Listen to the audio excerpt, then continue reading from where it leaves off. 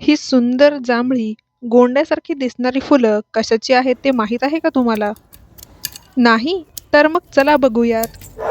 याला म्हणतात सुपारीची फुलं किंवा गुलमखमल.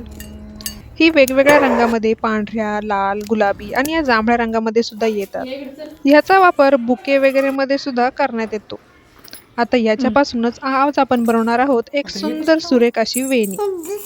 त्यासाठी व्हिडिओत दाखवल्याप्रमाणे दुहेरी दोरा पट्टीमध्ये वळून घ्यायचा आणि मग एका साईडला सिंगल दोऱ्याने गाठ बांधून 2 फुले अशी वळून मस्तपैकी एक गाठ बांधून घ्यायची, जेणेकरून फुलं एकदम पॅक राहतील.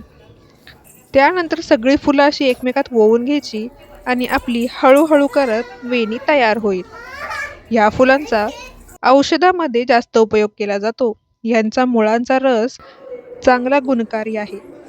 तुम्हाला जर का हा व्हिडिओ आवडला असेल तर लाईक, शेअर आणि सबस्क्राईब करायला विसरू नका बरं काय.